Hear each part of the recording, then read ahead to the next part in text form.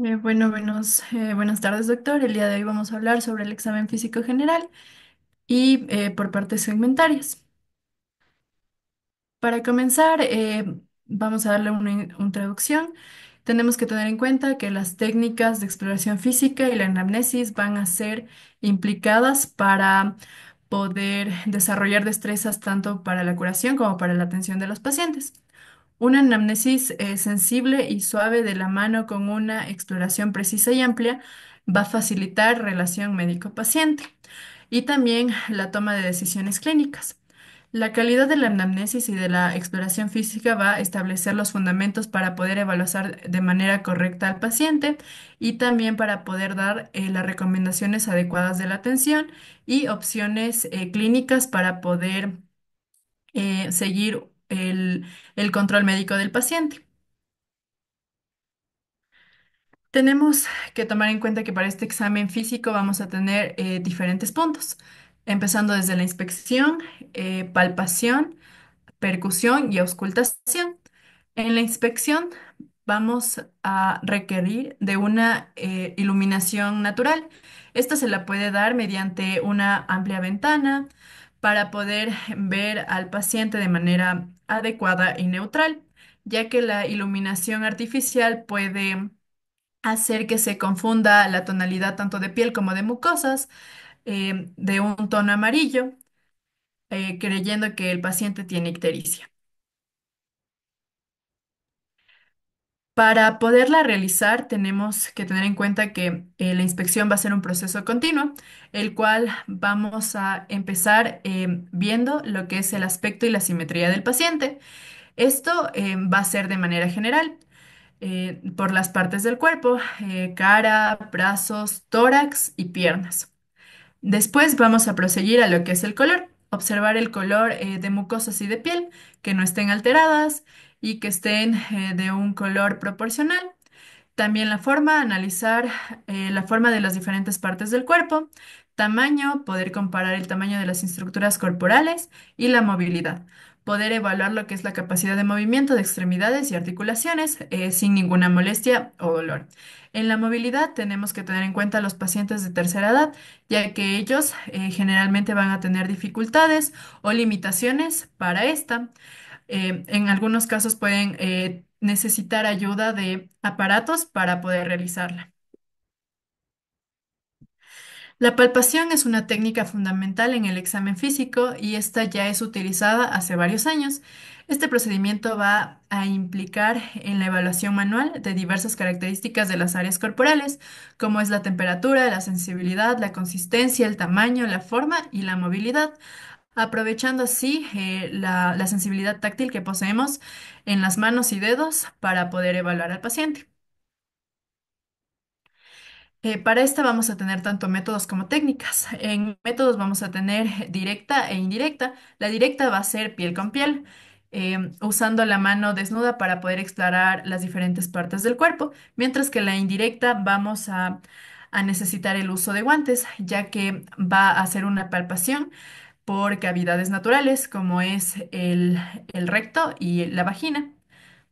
También tenemos que tener en cuenta que vamos a necesitar las técnicas, ya sea monomanuales, bimanuales o según el grado de presión utilizado, como profundo o superficial.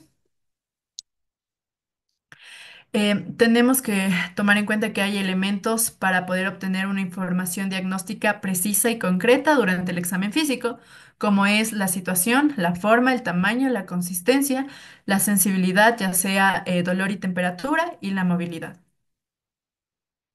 La percusión es una técnica igualmente de exploración física que va a consistir en golpear la superficie del cuerpo para poder escuchar los sonidos generados. Esto va a ayudar a la evaluación del estado de los órganos internos. Esta fue desarrollada por Leopold Joseph en el siglo XVIII y fue muy necesaria para el diagnóstico de enfermedades tanto cardiovasculares como respiratorias. Actualmente ya se tiene la ayuda de, de diferentes estudios más avanzados como la radiología, que nos va a ayudar con una información más precisa y concreta. Para esta método que es la percusión vamos a tener igualmente métodos y tipos. La directa va a ser golpes aplicados directamente en la piel. Vamos a ocupar solamente la mano percutora, entonces vamos a dar golpes, como podemos ver en la imagen del lado izquierdo. Mientras que la indirecta va a ser dígito digital, vamos a colocar un dedo que va a ser llamado el plexímetro sobre la piel y a este se lo va a golpear con el otro dedo que es el percutor, el cual nos va a ayudar a obtener sonidos mucho más claros. En los tipos vamos a tener el digital, que son golpes directos con un dedo en la piel. El dígito digital, el uso del plexímetro y del percutor y el puño percusión. Este vamos a tener que realizar golpes con el puño. Esto va a ser normalmente usado en la parte lumbar para detectar dolor. Ya. Se debe colocar correctamente el dedo plexímetro, el que va a ser como base, y también el dedo percutor, asegurando que los movimientos sean precisos, tanto de flexión y extensión de la muñeca, para realizar los golpes en el mismo lugar y poder comparar sonidos. Los sonidos obtenidos van a ser varios, como timpánicos, mate, submate y el hipersonoro. Por último, tenemos la auscultación. El descubrimiento de la auscultación y la invención del estetoscopio fue dada por René Laennec a principios del siglo XIX. Nos va a ayudar a lo que es identificar patologías como bronquitis, neumonía y lesiones cardíacas que antes no eran muy reconocidas. A pesar de la llegada de métodos modernos, la auscultación aún se sigue ocupando para el examen físico de los sistemas cardiovasculares y respiratorios. Ya, esta eh, va a consistir en escuchar fenómenos acústicos generados por el cuerpo, ya sea a través de actividad cardíaca, respiratoria o digestiva.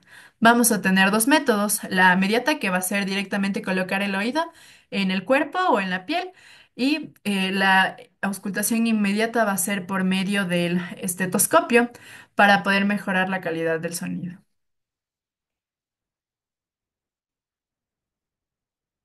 Ya, los estetoscopios pueden ser monoauriculares o biauriculares. Los biauriculares son más usados actualmente. El diseño de ambos va a incluir piezas auriculares y tubos de goma para poder así transmitir el sonido. Los receptores pueden ser de campana o de diafragma, cada uno de acuerdo a los diferentes tipos de sonido que se necesite evaluar. La técnica de auscultación va a requerir lo que es una colocación adecuada de los auriculares y una correcta aplicación del diafragma o campana para poder escuchar los sonidos agudos o graves.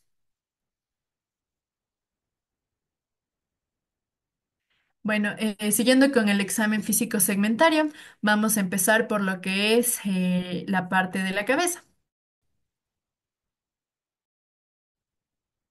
Ya. El cráneo tiene diferentes diámetros y esto lo podemos relacionar de acuerdo a lo normal, que va a tener el diámetro longitudinal mayor que el transversal. El- la braquiocefalia, el diámetro transversal se aproxima al longitudinal, van a ser casi iguales, y la doquicefalia, esta va a ser una exageración del diámetro longitudinal. Em, Tenemos que tener en cuenta que van a existir diferentes modificaciones de tamaño, como la macrocefalia, que es un aumento de tamaño, ya puede ser por hidrocefalia o acromegalia en adultos, que es comúnmente visto, la acromegalia, y la microcefalia, que es una disminución del tamaño. Esto es asociado a trastornos congénitos o adquiridos. Las deformaciones localizadas pueden ser salientes o depresiones. Las salientes pueden ser por lipomas, quistes o dermoides, hematomas o aneurismos crisoides, mientras que las depresiones pueden ser lesiones o fracturas del cráneo. El cabello es muy importante al momento del examen físico, ya que en la inspección vamos a tener que evaluar la presencia de calvicie o alopecia. Esto puede ser causa de diferentes condiciones como lupus o tiña. La palpación es muy importante al momento de querer evaluar lo que es la textura del cabello, ya sea seco, opaco. Esto puede ser una alerta para poder detectar o pedir exámenes para descartar o poder diagnosticar el hipotiroidismo. También tenemos que tener en cuenta la parte de abundancia y la parte de si es fino o grueso, y esto va a ser más relacionado con el hipertiroidismo. Durante la inspección y la palpación es importante buscar la simetría, ver si es que existen cicatrices, bultos o si el paciente presenta dolor al momento de la palpación.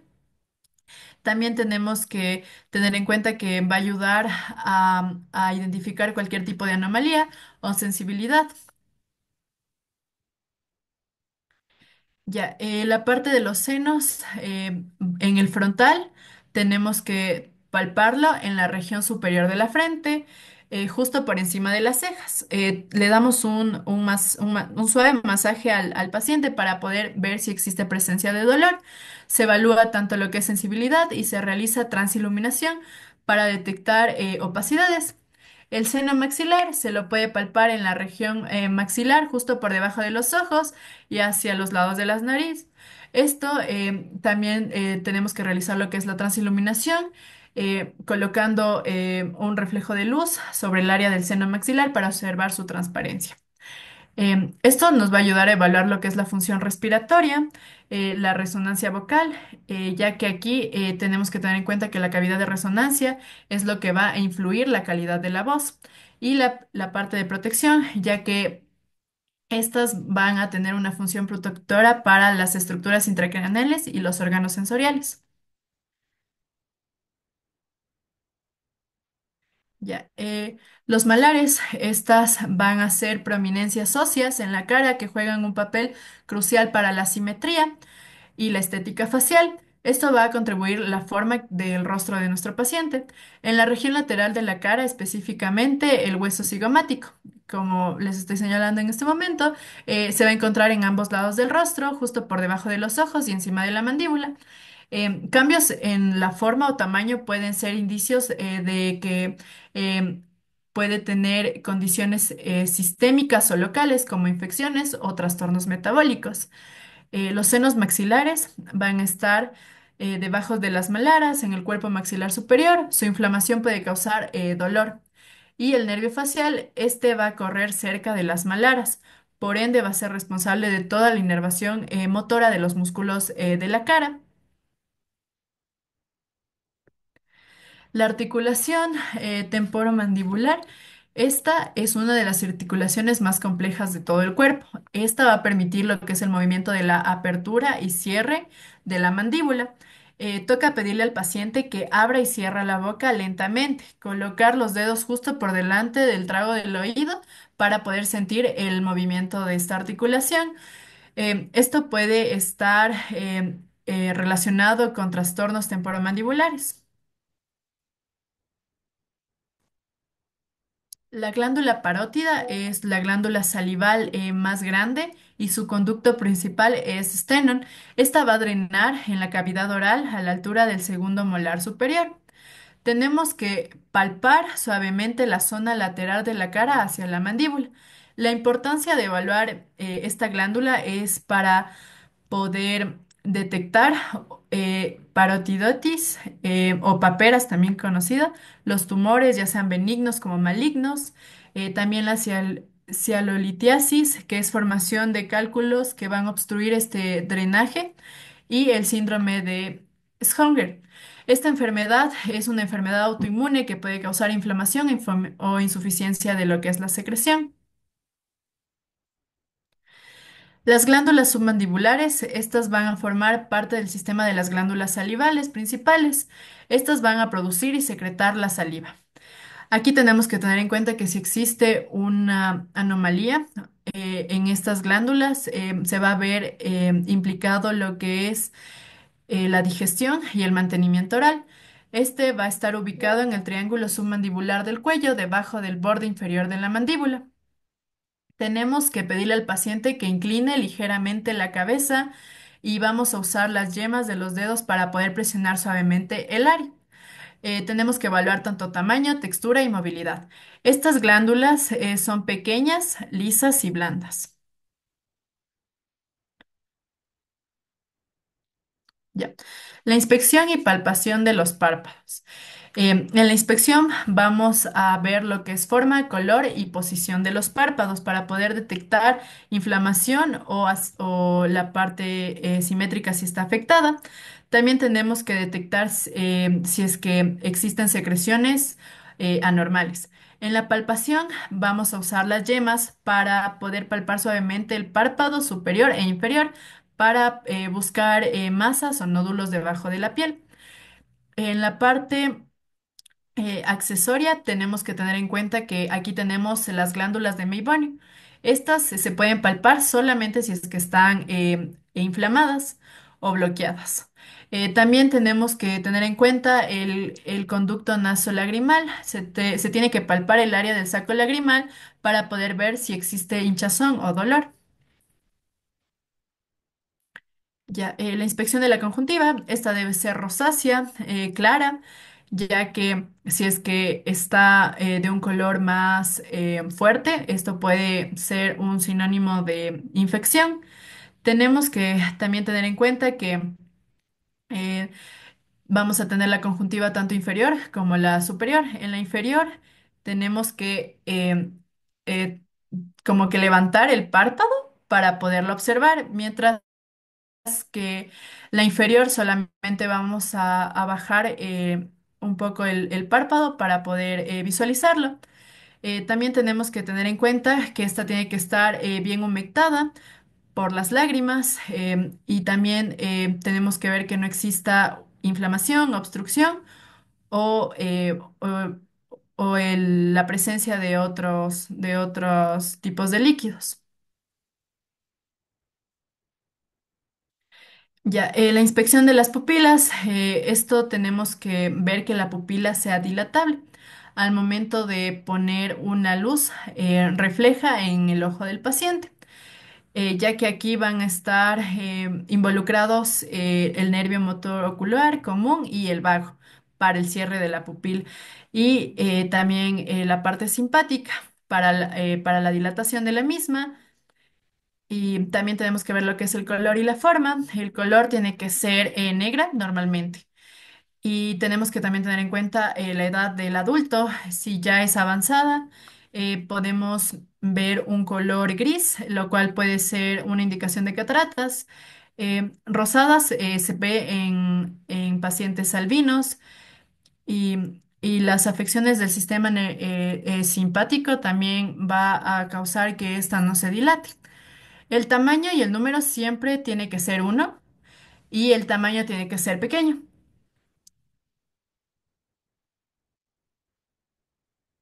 Ya, la agudeza visual vamos a hacer con la tabla de Snell. Esta va a evaluar lo que es el campo visual por medio de la interacción directa entre el médico y el paciente, moviendo lo que es un objeto delante de él y vamos a consultar si lo ve todo en el rango del movimiento. La agudeza visual se lo puede evaluar de cada ojo por separado a 6 metros. Esta tenemos que tener en cuenta que para los adultos vamos a tener letras y tenemos que hacer evaluación para ver si nuestro paciente ve de lejos. Por último, los movimientos oculares también son importantes, ya que aquí em, se ve también implicado lo que son varios nervios. Esto va a ser mediante el uso de un objeto. Normalmente se lo realiza con un lápiz o con un esfero. Pedimos al paciente que siga con sus ojos el objeto para poder evaluar las 9 ubicaciones de los ojos que podemos observar en la imagen.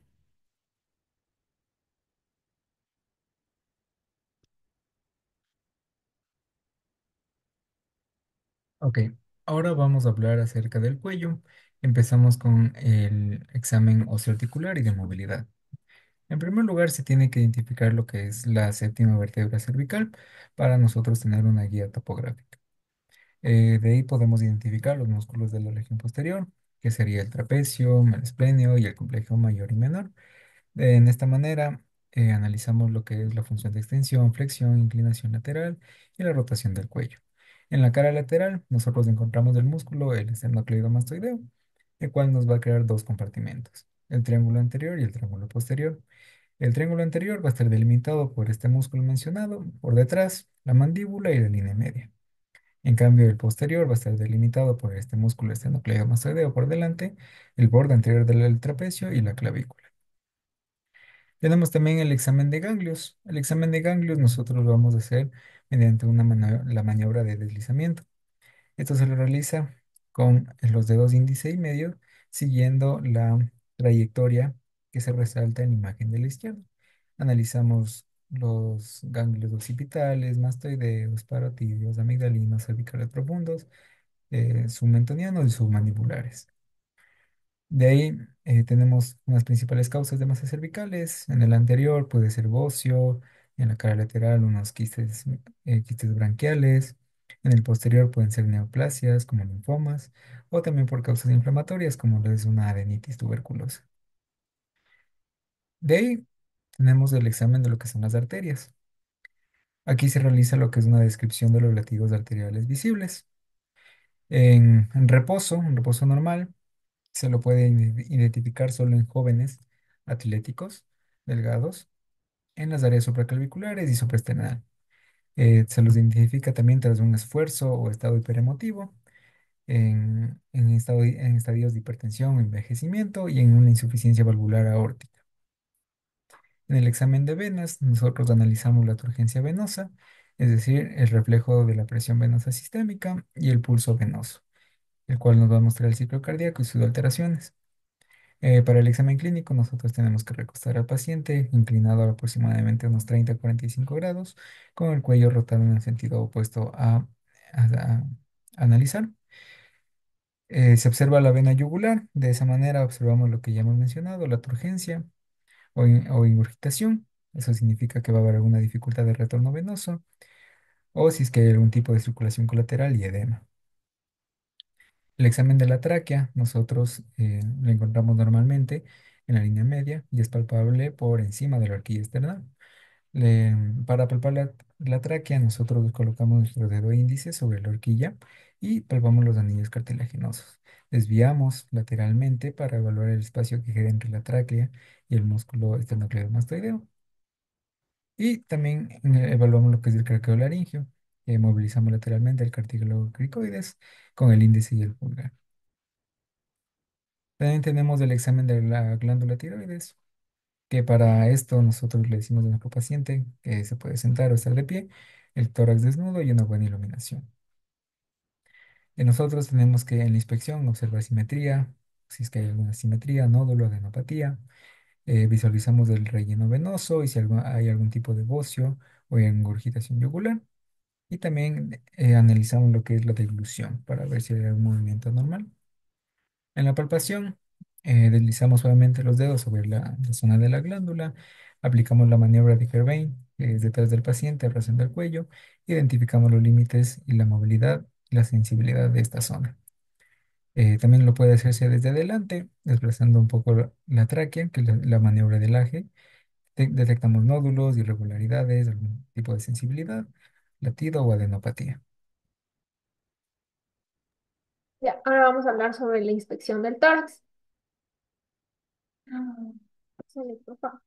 Ya, lo primero que vamos a realizar es visualizar el tórax, observando la forma y la simetría, buscando deformidades como lo que es del pectus excavatum y el carinatum. También aquí se evalúan los movimientos respiratorios. Aquí verificamos lo que es la amplitud, el ritmo y profundidad de la respiración. Es importante notar si es que hay el uso de los músculos accesorios o retracciones intercostales, que puede indicar alguna dificultad respiratoria.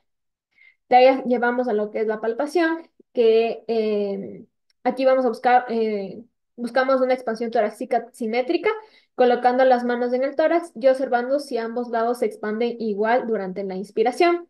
También evaluamos lo que es el fremito táctil, que consiste en sentir vibraciones vocales, especialmente cuando el paciente dice 33.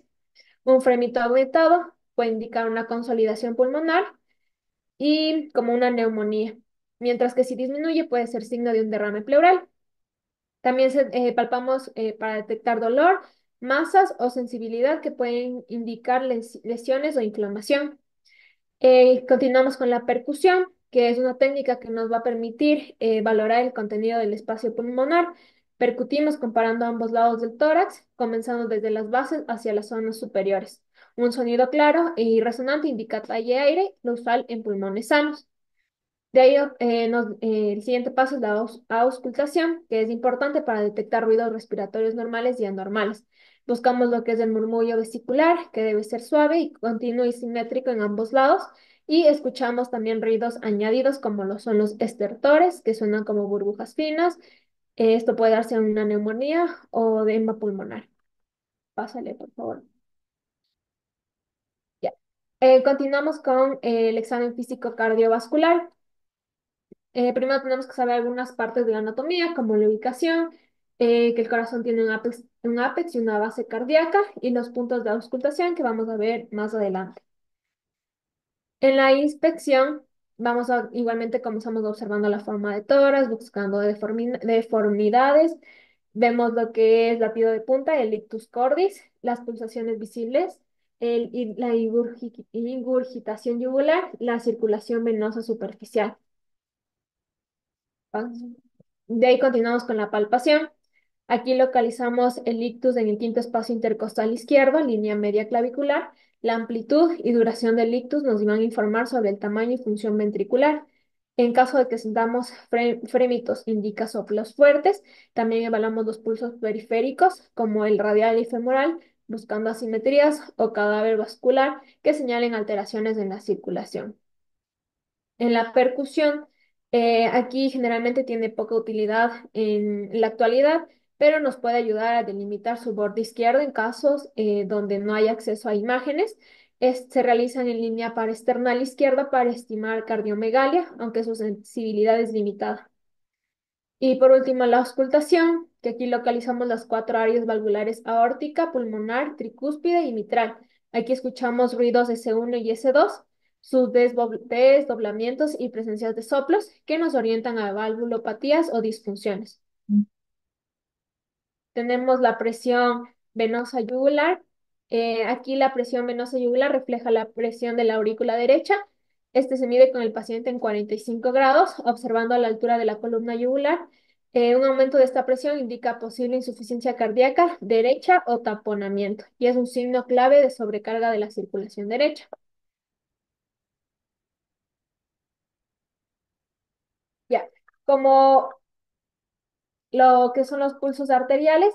Aquí exploramos la amplitud, el ritmo, la frecuencia, los pulsos periféricos, el radial, humeral, femoral, el popliteo, el tibial posterior y el pede. Los pulsos carotídeos, aquí debemos verlo con cuidado, sin simultaneidad bilateral.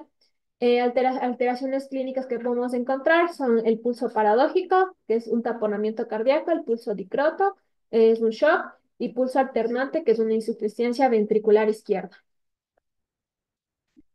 Tenemos signos clínicos clave, como es la ingurgitación yugular, un edema en miembros inferiores, cianosis o palidez, disnea, ortopnea, disnea paroxística nocturna, signo de Harser, que es un impulso epigástrico por VD. Ahora vamos a lo que es el examen físico pulmonar. Aquí igualmente tenemos un poco de la anatomía que debemos de saber sobre la difusión de los lóbulos, que el pulmón derecho tiene 3 lóbulos y el pulmón izquierdo tiene 2 lóbulos. En inspección vamos a observar lo que es la simetría torácica en reposo y con inspiración profunda, el tipo de respiración, que es el torácico en mujeres, abdominal en hombres. Aquí sí hay el uso de músculos accesorios. También aquí se ve el patrón, tiene de tener una frecuencia normal de 12 a 20 respiraciones por minuto. Aquí podemos encontrar algunas alteraciones como el Cheyne-Stokes, el Kussmaul y el Biot. Tenemos también observar si es que no hay deformidades, como el tórax en tonel, que es por EPOC, el pectus excavatum, el carinatum y escoliosis. En la palpación se debe de colocar las manos en parte posterior del tórax con los pulgares juntos, observar si es que hay una expansión al inspirar. Se ve también lo que es el fremito vocal, que es del paciente dice 33, con voz grave, se palpa con borde cubital de la mano. En la interpretación del fremito bucal táctil tenemos que si es aumentado hay una consolidación, por ejemplo, por una neumonía, y si es disminuido o está ausente, puede ser por un derrame pleural. Tenemos que también tenemos tipos de sonido, que es la sonoridad normal, la matidez, la hipersonoridad, el timpanismo. Aquí la técnica es percutir con el dedo flexor sobre el dedo flexímetro en intercostales, comparando ambos lados simétricamente. Tenemos la auscultación, que los pasos de escuchar durante la inspiración y la expiración y comparar zonas homólogas. Aquí se debe decirle al paciente que debe de respirar profundamente por la boca.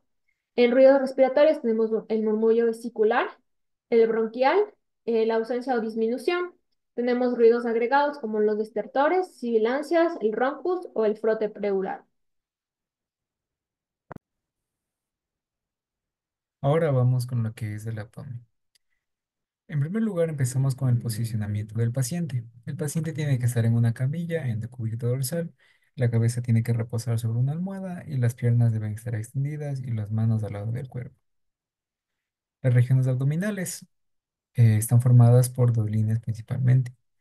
Tres, línea superior o la subcostal que va a pasar por la parte inferior de las décimas costillas, la línea inferior que pasa por las crestas ilíacas y las líneas verticales que pasan por el punto medio entre la espina ilíaca, anterosuperior y la línea media. De esta manera divide el abdomen en 9 secciones.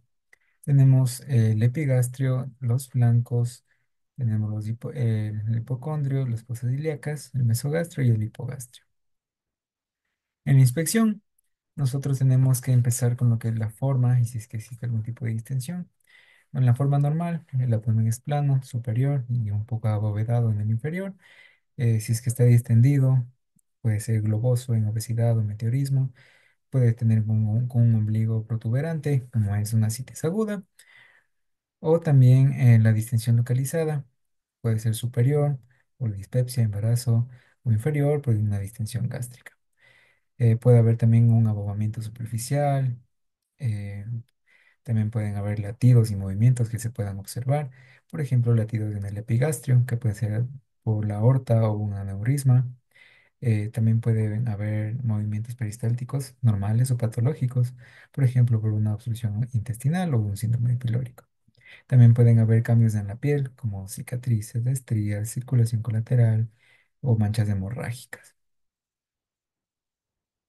De ahí nos vamos a la auscultación, en donde nosotros queremos encontrar ruidos hidroaéreos, que son sonidos suaves, continuos, intermitentes, que van a ser 5 por cada 30 minutos, sin dolor y que son ocasionalmente audibles a la distancia. Estos van a aumentar con gases o la fermentación. También podemos encontrar en la auscultación soplos abdominales, por ejemplo, sobre la aorta puede ser un aneurisma o en arterias renales en la estenosis, sobre el hígado o el vaso y también puede haber un murmullo venoso en lo que es hipertensión portal. A la percusión, nosotros en la técnica dice que se realiza suavemente apoyando el dedo percutor sin rebote, diferenciando del tórax que este cierra con rebote.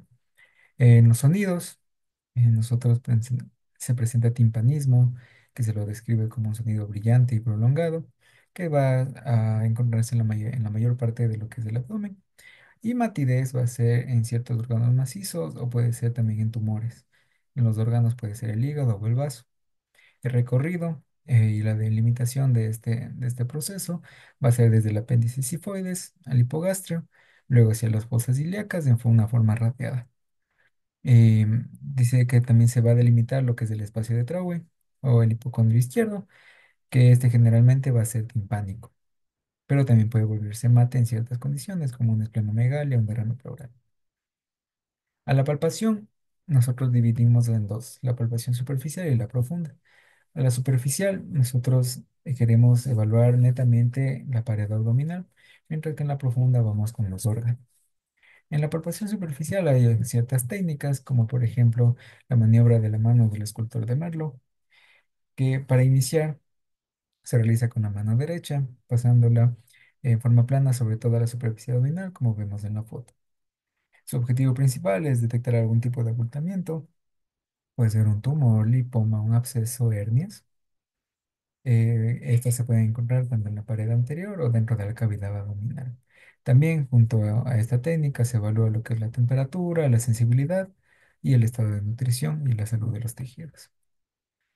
Hay otra maniobra que se llama la maniobra del esfuerzo, en la cual permite diferenciar si es que encontramos una tumoración, si es que es parietal o intraabdominal.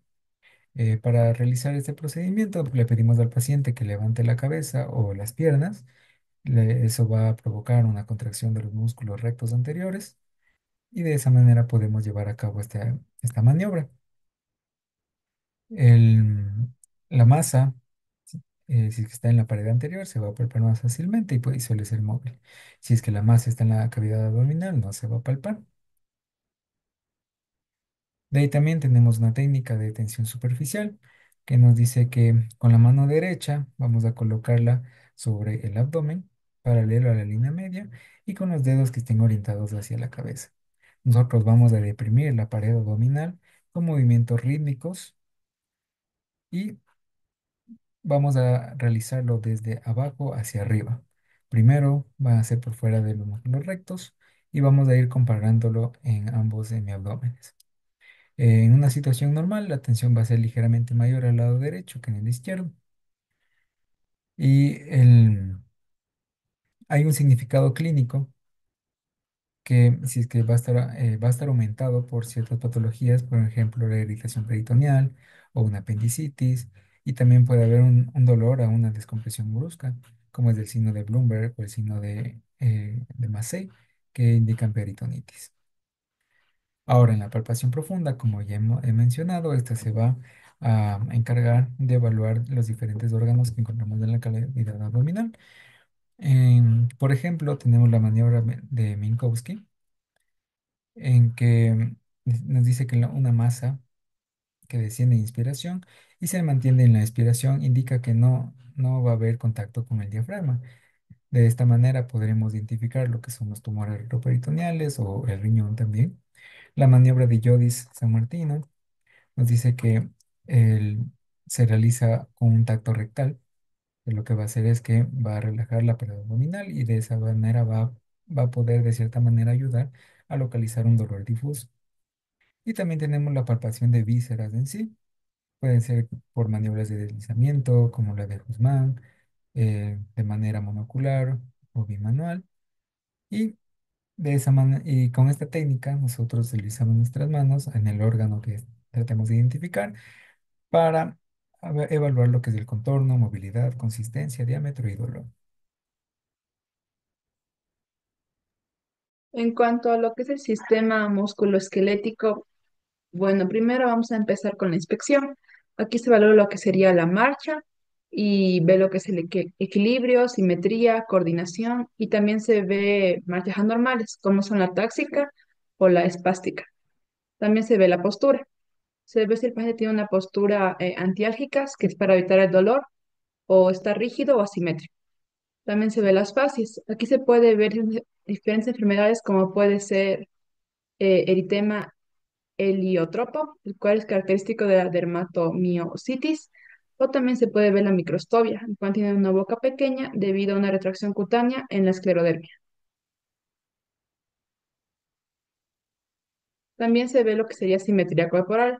Aquí se ve simetría entre las extremidades o las articulaciones. También se ve lo que sería la tumefacción, quiere decir si presenta hinchazón articular o extraarticular.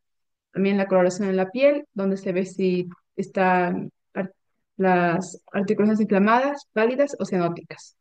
También se ve atrofias musculares, en el cual llega a ser visible enfermedades neuromusculares o la atrofia por desuso. En cuanto a la palpación, aquí se ve si es la palpación, presenta dolor por movimiento o lo que sería por la palpación en sí. Si es por la palpación, esta puede decir que es por presión directa y llega a ser afectada por la superficie y estructuras específicas. En cuanto si llega a ser por movimiento, esta llega a ser una afectación intraarticular. También ve si existen crepitaciones, las cuales pueden ser mecánicas ya sea artrosis o inflamatorias como por la artritis reumatoidea. En cuanto al calor corporal, se ve si existe y tiene que comprobar si existe del lado derecho o del lado izquierdo. Y si existe, quiere decir que presenta inflamación activa. Y también se evalúa si presenta derrames articulares. Estos llegan a ser ahombamientos blandos en articulaciones o también pueden tener un signo peloteo rotuliano en la rodilla. En cuanto a la exploración de la motilidad articular, aquí se presentan momentos activos o pasivos. Los activos son aquellos que realiza el paciente por sí mismo, donde se evalúa la integridad de la articulación, fuerza muscular, la coordinación neuromuscular y el dolor al movimiento, lo que sería voluntario. Aquí se puede indicar si hay disminución o limitación de movimiento debido a dolor, déficit neurológico, lesión muscular o tendinosa. En cuanto a elementos pasivos, estos son realizados por el examinador o el médico que está evaluando al paciente. Aquí se ve que tiene un rango completo articular y también se ve presencia de bloqueos mecánicos. Hay que tener en cuenta que tiene una limitación activa y pasiva, quiere decir que tiene una patología articular, ya sea artrosis, artritis, o si en cambio presenta una limitación activa con pasiva conservada, quiere decir que puede presentar debilidad muscular, ruptura tendinosa o alteraciones neurológicas.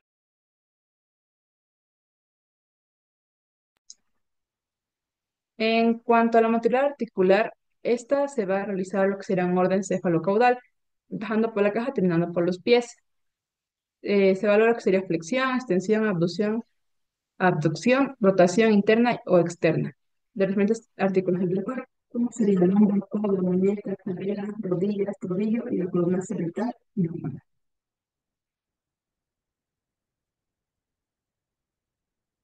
En cuanto a la evaluación de la fuerza muscular, aquí se ve la capacidad del músculo para generar una contracción voluntaria contra la resistencia. Se pueden identificar déficits neuromusculares, el uso muscular o la fatigabilidad. Esto se explora cuando se le pide al paciente que ejerza fuerza activa contra la resistencia aplicada por el examinador. Aquí también se evalúan pares musculares simétricos comparándolos con derecha e izquierda. En este estudio utilizaron una escala la cual evalúa del 0 al 5, 0 siendo cuando no hay contracción visible y 5 cuando tiene una fuerza normal.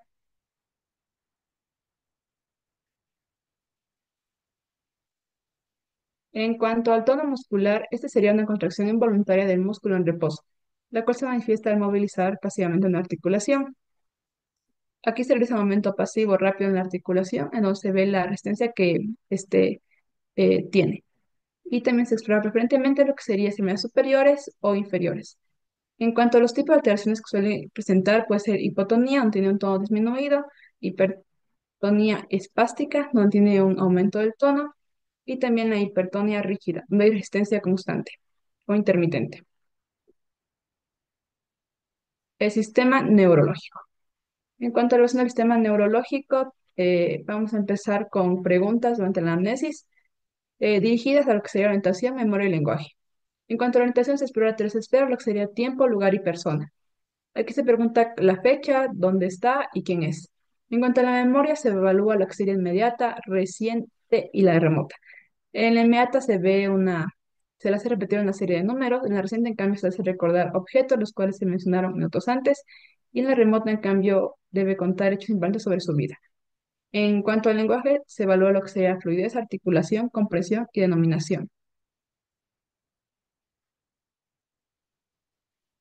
En cuanto a la fuerza muscular, sensibilidad y reflejos, a la fuerza muscular se le compara igual ambos miembros de ambos lados, por ejemplo, el derecho o izquierdo, también se utiliza la escala del 0 al 5. En cuanto a la sensibilidad, se evalúa la superficialidad, lo que sea el tacto, dolor, temperatura, la profundidad, sí, vibraciones y posición articular, y también la cortical, en donde se ve una discriminación táctil o estereognosia. En cuanto a los reflejos, se ve lo que sería intensidad, simetría, presencia o ausencia de anormal. También hay que tener en cuenta que se ve osteotendinosos, los cuales sería bicipital, tricipital, rutuliano, etcétera. En cuanto a los superficiales, que llegan a ser reflejo cutáneo, abdominal o el plantar, lo que sería el Babinski.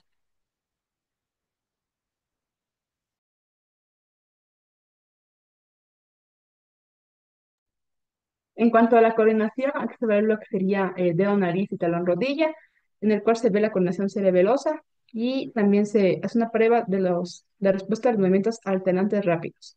En cuanto a la marcha, aquí se observa lo que sería la base, longitud de paso, el balanceo de los brazos. También se puede medir si camina en línea recta o juntando las puntas o los talones. Y también si presenta alteraciones como son la táxica o la espástica. En cuanto a la valoración de los pares craneales, vamos a empezar primero, que es el olfatorio. Este se evalúa con el paciente con los ojos cerrados y se le hace oler una sustancia la cual no sea irritante, como puede ser café o vainilla, en una fosa nasal a la vez. Si presenta pérdida del olfato, puede ser por anosmia. En cuanto al óptico, esta llega a evaluar lo que sería, llega a evaluar lo que sería la visión. Aquí se ve la agudeza visual, también los campos visuales, el fondo de ojo y también lo que sería el reflejo pupilar.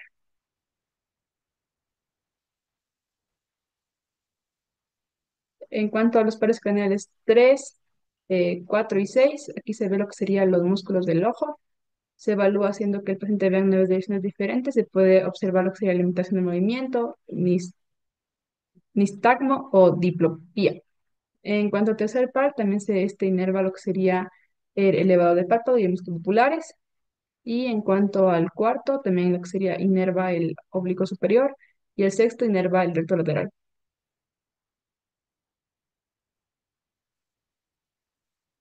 Los pares craneales, en cuanto al quinto, aquí se evalúa lo que sería sensitivo, se palpa lo que sería la frente, mejillas, mandíbula, con algodón y punzón para evaluar lo que sería el dolor y el tacto, comparando ambos lados. En cuanto a la motora, se pide al paciente que apriete los dientes y se palpa lo que serían los músculos majeteros y temporales.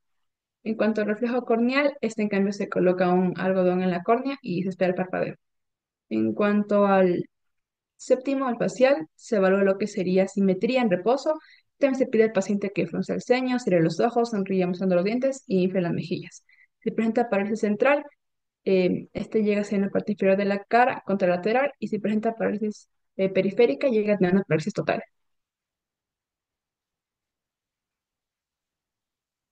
En cuanto al 8, el vestíbulo coclear, este en cambio se evalúa lo que sería audición y equilibrio. En la prueba de audición se ve la prueba de reloj o de susurro y también pruebas de Rinner-Weber si hay sospecha de hipoacusia. En cuanto al equilibrio, se ve si camina en línea recta y también la prueba de Romberg. En cuanto al 9 y al 10, este evalúa lo que sería la deglución, gusto posterior, reflejo nasocio y la fonación. Aquí hacemos que el paciente nos abra la boca y al decir A, y se ve también que está una simetría en la elevación. Si hay una desviación, quiere decir que se desvía al lado sano y hay parálisis. También se valora lo que sería la voz, deglución y también se valora el reflejo nauseoso. En cuanto al par craneal 11, el accesorio, aquí para evaluarlo, sabemos que el paciente gira la cabeza con resistencia, evaluando el músculo esternal masculideo, y también se pide que el paciente eleve los hombros con resistencia, evaluando el músculo que sería el trapecio. Y en cuanto al doceavo par, el hipogloso, aquí se evalúa la motilidad de la lengua, pidiendo al paciente que saque la lengua y si existe desviación, esta se desvía al lado lesionado de la parálisis. También se observa atrofia y también se valora la fuerza empujando la lengua contra la mejilla. Y ahora vamos a hablar sobre el examen genitourinario. Este examen no es necesario solo en algunos ciertos casos. Sin embargo, este examen requiere una especial atención al trato. En este debemos explicar cada paso, solicitamos consentimiento y se puede ofrecer acompañante si el paciente lo desea. También se debe mantener una privacidad física y emocional. Ahora con la relación a la anatomía, es fundamental repasar brevemente la anatomía clínica. El sistema urinario se compone de riñones, uréteres, vejiga y uretra. En hombres exploraremos lo que es el pene, el escroto. Y en mujeres la inspección va a incluir lo que es la vulva, labios, meato uretral y tacto bimanual para valorar úteros y anexos. Iniciaremos con la inspección general y exploración renal. Iniciamos con la inspección general buscando una distensión abdominal, cicatrices, hernias o masas visibles. Luego palpamos ambos riñones de forma bimanual, aunque suele ser más factible en pacientes delgados o pediátricos. La puñopercusión lumbar, conocida como signo de Giordano, es clave. Esto da un dolor positivo, nos orienta a una pielonefritis o litiasis renal. Tenemos lo que es la vejiga, uretra y meato uretral. Aquí vamos a evaluar la vejiga mediante la percusión suprapúbica, buscando la matidez en caso de retención urinaria. La uretra masculina se debe observar por secreciones o signos de inflamación. Lo mismo en la uretra femenina, ya que esta, al ser más corta, está predispuesta a infecciones recurrentes. En mujeres posmenopáusicas es frecuente ver carúnculas uretrales por atrofia estrogénica. Ahora vamos a hablar sobre los genitales masculinos. En la inspección del pene debemos observar fimosis, úlceras o lesiones por ITS, la enfermedad de Peyronie, que se identifica por una curvatura normal al estar erecto. Luego examinamos el escroto, la simetría, eritema, volumen y temperatura. La palpación testicular debe ser delicada y sistemática. Si detectamos una masa sólida e indolora que no transilumina, debemos sospechar de algún tumor. El varicocele también se palpa como bueno, el varicocele se va a palpar como una bolsa de gusanos que se reduce en cúbito.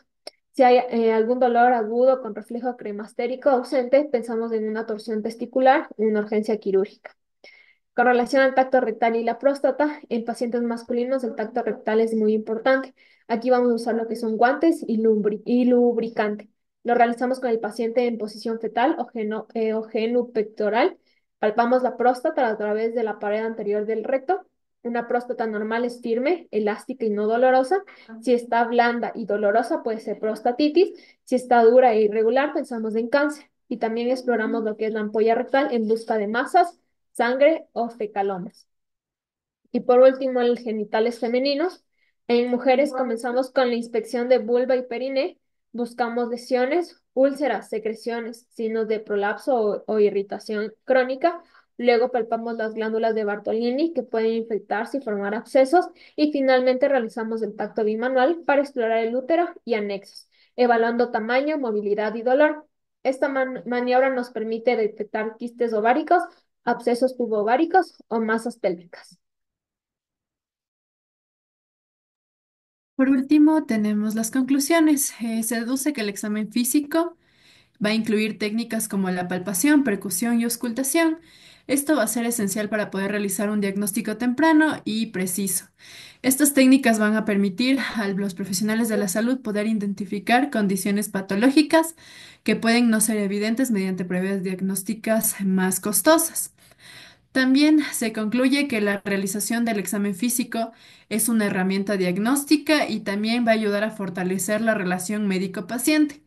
El contacto físico y la atención dedicada durante todo el examen físico va a generar una confianza que puede tener un efecto terapéutico en sí mismo. También los pacientes van a valorar el hecho de ser examinados físicamente, lo que va a aumentar la satisfacción con la atención recibida. Por último, se resume que aunque los avances tecnológicos han transformado el diagnóstico médico, el examen físico aún sigue siendo una herramienta muy importante para poder dar el proceso clínico. Las habilidades para poder realizar un examen físico de manera correcta son necesarias, ya que varias condiciones pueden ser evaluadas adecuadamente sin necesidad de pruebas adicionales que no están al alcance de algunos pacientes.